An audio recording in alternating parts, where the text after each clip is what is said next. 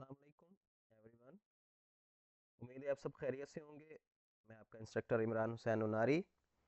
آج ہمارے C plus plus course کا 5th لیکچر ہے۔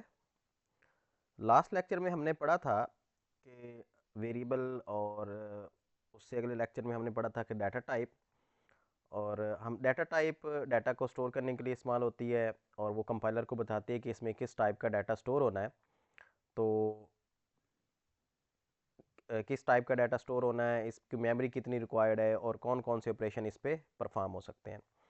آج ہمارا جو ہے وہ یہ ہے کہ جی ہم ویریبل بنانا سیکھ لیے اور سارا کچھ ہم نے دیکھ لیا اس کو۔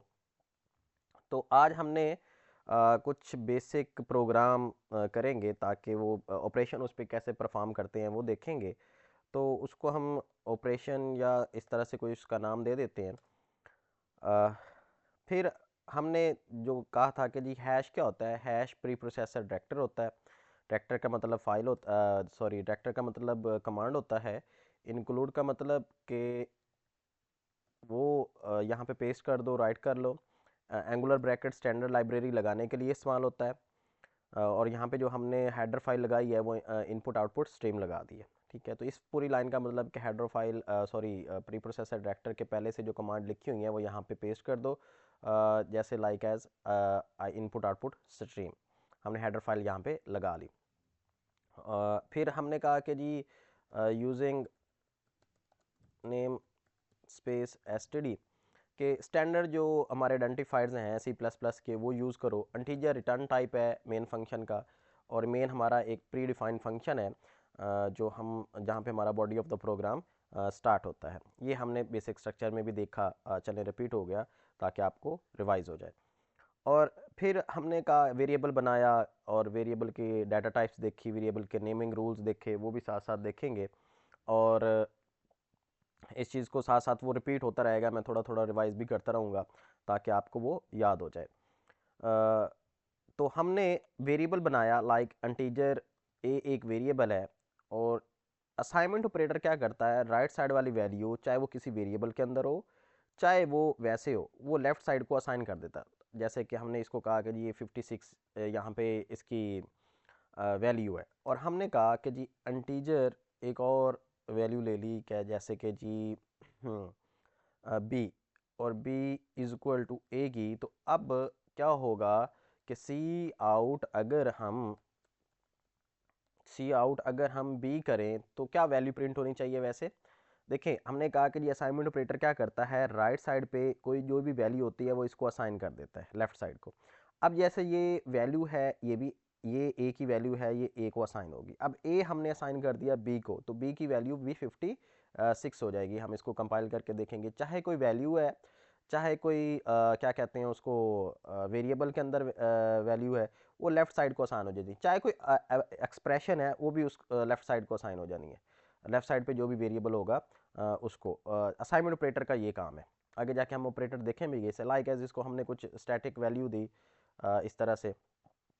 اور اگر ہم ایسا کریں کہ جی ایک اور ویریبل بنائیں انٹیجر سم یا ایس، یہ تھرڈ ویریبل بنا کے ہم کیا کریں، S is equal to a plus be, یہ سم کرے گا، سم کر کے اس کی ویلیو ان دونوں کو سم کرے گا، اور سم کر کے ایس کو سائن کرے۔ اب یہ ایکسپریشن کی بھی جو ویلیو سولو ہوگی، ایکسپریشن جو سولو ہوگا یہ بھی ویلیو ایس کو مل جائے گی۔ اگر ہم یہاں پہ ایس پرنٹ کریں گے، ایس لکھیں گے تو یہ پرنٹ ہو جائے گا، یہ دیکھنا، کمپائل کیا رن کیا، یہ 134 پرنٹ ہو گیا۔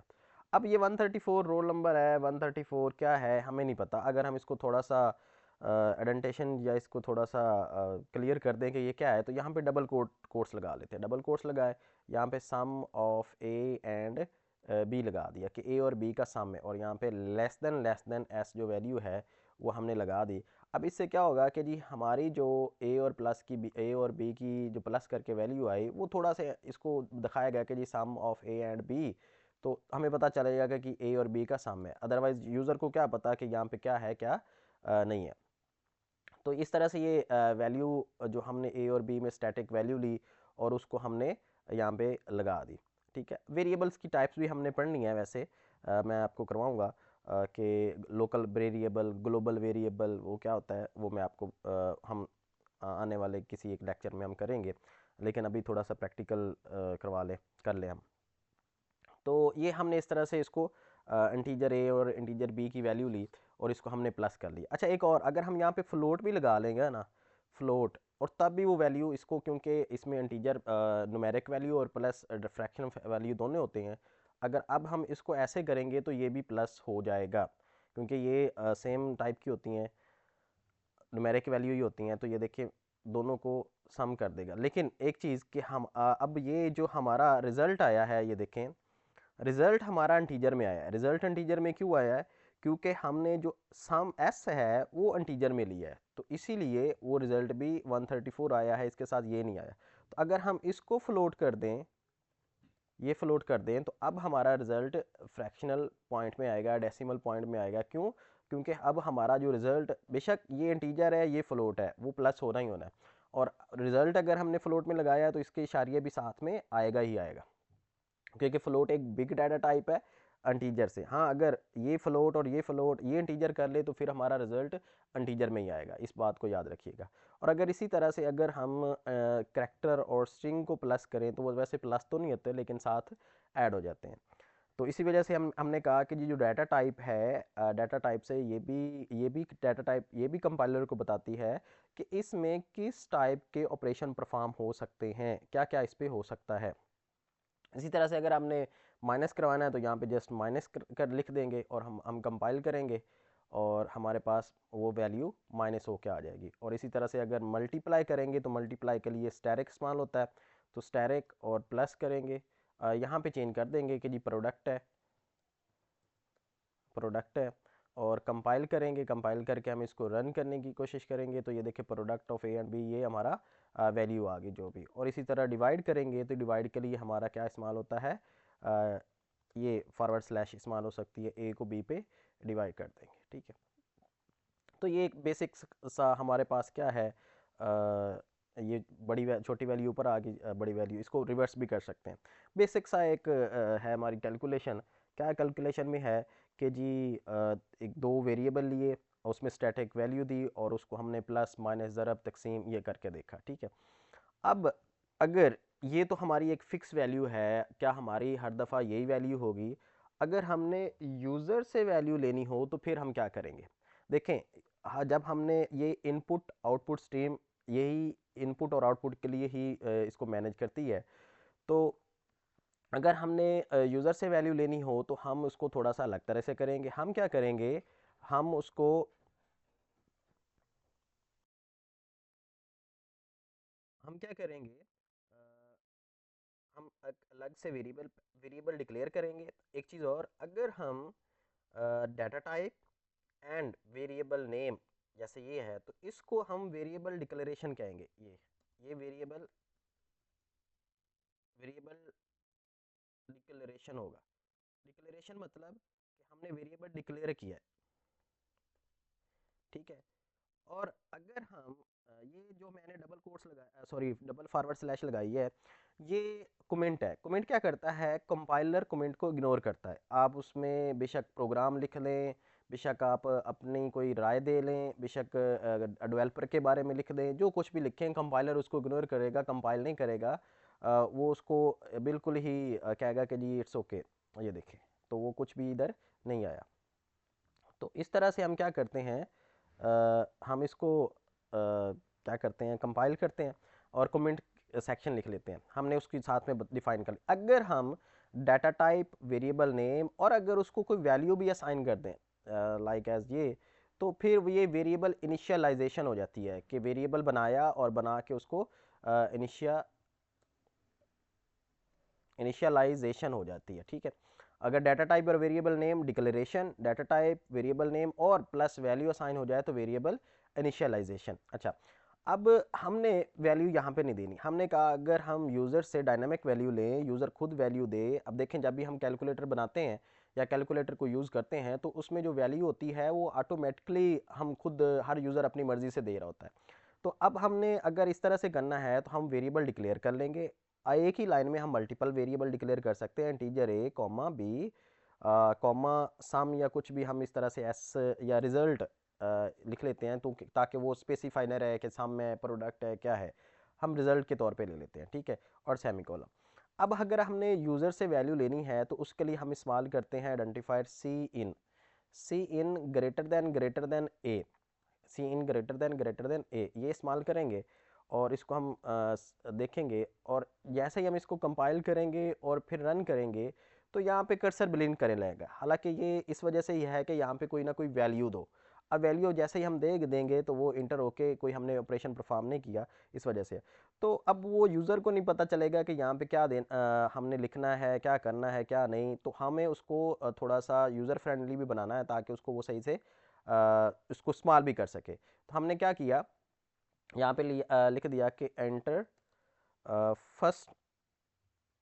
فرسٹ نمبر، بس اس طرح سے لکھ دیں کہ فرسٹ نمبر انٹر پٹ کر دیں کوئی، اور یہاں پہ ہم کیا کریں گے اینڈل، تاکہ وہ نیو لائن پہ انٹر ہو، یہ لکھ لیا۔ پھر ہم لکھیں گے سی آؤٹ، تاکہ وہ اس کو پتہ چل جائے کہ یہاں پہ میں نے کیا کرنا ہے۔ پھر فرسٹ نمبر لیا، انٹر سیکنڈ نمبر، ہم نے یہ اس کو کہا کہ سیکنڈ نمبر پٹ کر دو، یہ سیکنڈ نمبر آ گیا، اور یہاں پہ ہم نے اس کو کیا کیا، لیس دین اینڈل کر دیا، ٹھیک ہے، اور یہاں پہ سی ان ہم نے کر دیا دوسرا number be, C in be کر دیا، یہ ہمارے پاس 2 نمبر آ گئے۔ اب اگر ہم نے اس کا رزلٹ نکالنا ہے تو رزلٹ کے طور پہ ہم نے اس کو result is equal to, result variable میں سٹور کریں گے، is equal to a plus be کر دیں گے۔ اب کیا ہوگا، یوزر سے وہ یہاں پہ چلے گا، ویریبل ڈکلیئر کرے گا، ہمارا ٹاپ ٹو باٹم ایسے لائن ریڈ ہوتی ہیں، پہلے آئے گا وہ یہ 3 ویریبل بنائے گا، پھر یہ دیکھے گا، یہاں پہ وہ کہے گا کہ جی enter the first number, scene number ہوگا، پھر انٹر دا سیکنڈ نمبر، پھر سیکنڈ نمبر لے گا، پھر یہاں پہ آئے گا اے پلس بی کرے گا، جو بھی اس کی ویلیو ہوگی وہ رزلٹ کو دے دے گا۔ پھر ہم نے کہا اس رزلٹ کو ہم شو بھی کروا دیتے ہیں، تو سی آؤٹ ہم نے کہا result some is equal to, یہ لگا دیں، یہ ایز اٹ از پرنٹ ہو جائے گا، اور ہم نے اس کو کہا کہ جی یہ رزلٹ جو بھی ہے یہ لے لو، ٹھیک ہے، اور اس کو ہم اینڈل لگا دیتے ہیں تاکہ نیو رزلٹ بھی ہم اس کو لگا سکتے ہیں۔ اب یہ ہم نے اس کو کمپائل کیا، کوئی ایرر نہیں ہے، پھر رن کیا، رن کرنے کے بعد ہم نے انٹر دا فرسٹ نمبر، اب کوئی بھی نمبر پٹ کریں گے، پہلے اسٹیٹک تھے اب ڈائنامک، کوئی بھی نمبر پٹ کریں گے وہ اس کا رزلٹ دے دے گا، ٹھیک ہے، پھر ہم رن کریں گے اس کو، ٹھیک ہے، اور کوئی بھی نمبر پٹ کریں گے بڑا انسان جو بھی ہے، اور اس کو ہم وہ اس کا سم دے دے گا اس طرح سے، ٹھیک ہے۔ اگر بڑی ویلیو ہے تو آپ کوشش کریں کہ انٹیجر کی بجائے لانگ ڈبل یا ڈبل آپ استعمال کریں تاکہ بڑی ویلیو بھی آ سکے، یہاں پہ ایسے ہی کر لیں، چلیں آپ ڈبل یا لانگ ڈبل استعمال کر لیں تاکہ پوسیبلٹی یہی ہے کہ اس میں بڑا نمبر بھی آ سکتا ہے۔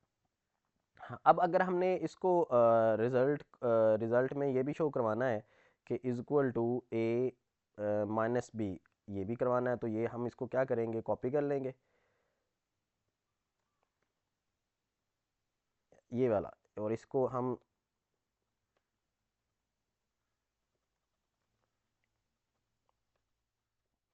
نیچے جا کے اے مائنس بی بھی کر، لیکن جب ہم کیلکولیٹر بناتے ہیں تو ہم ایک ہی پرفارم کر رہے ہوتے ہیں کہ یا تو پلس یا مائنس یا ضرب یا تقسیم، لیکن میں بس پریکٹس کے لیے آپ کو بتا رہا ہوں کہ جی ہم اس طرح سے بھی کر سکتے ہیں، لیکن وہاں پہ آگے جا کے جب ہم ایف ایلس کریں گے تو پھر ہمارا کیا ہوگا، result is equal to a asterisk be کریں گے اور کوما، اور پھر ہم یہاں پہ کیا کر دیں گے پیسٹ، اور سم کی جگہ ہم کیا کر دیں گے پروڈکٹ،